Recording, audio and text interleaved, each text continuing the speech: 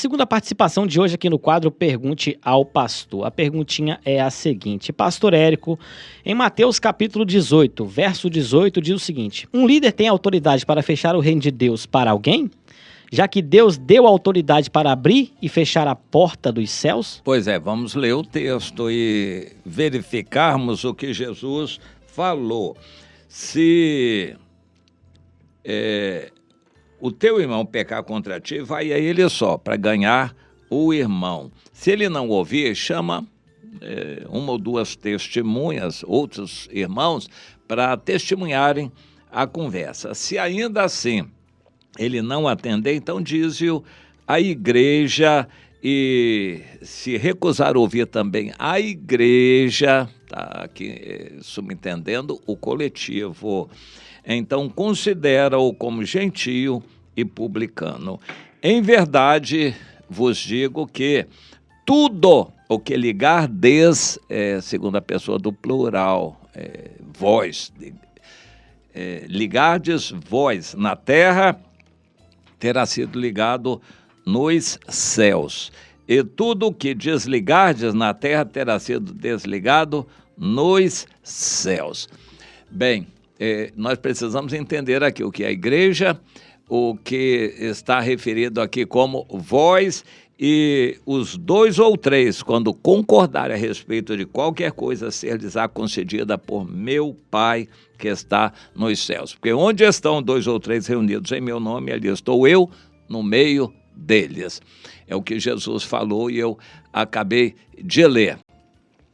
A igreja é o coletivo. Quando a igreja toda, por unanimidade, toma uma decisão, está tomada.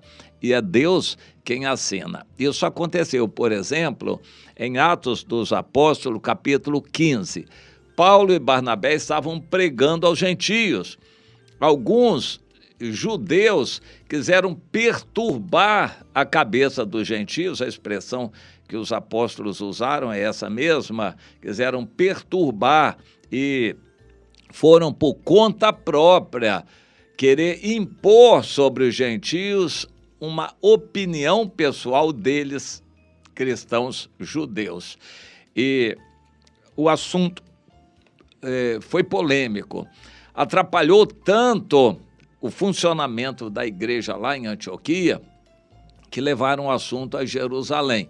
Foi tratado entre todos e a decisão foi por unanimidade. A decisão foi essa: esses aí não têm autorização nossa, saíram por conta própria.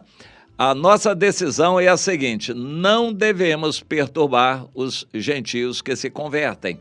A salvação é pela graça e não é pelo cumprimento das leis judaicas. As leis são para os israelitas e não para os gentios. No entanto, nós vamos recomendar que eles respeitem o sangue e não comam o animal com o sangue e que evitem as relações sexuais ilícitas. Pronto, recomendar. No Novo Testamento, nada é proibido, tudo é lícito, nem tudo convém, principalmente para quem quer ser salvo. Mas o crente pode fazer isso? Pode, a resposta é sempre pode. Crente pode assistir novela? Pode. Crente pode adulterar? Pode. Crente pode ir lá no ambiente do pecado? Pode. Crente pode ir para o inferno? Pode. Tudo pode. Quem vai decidir é a própria pessoa, à luz do Espírito Santo, se ela quer ser salva.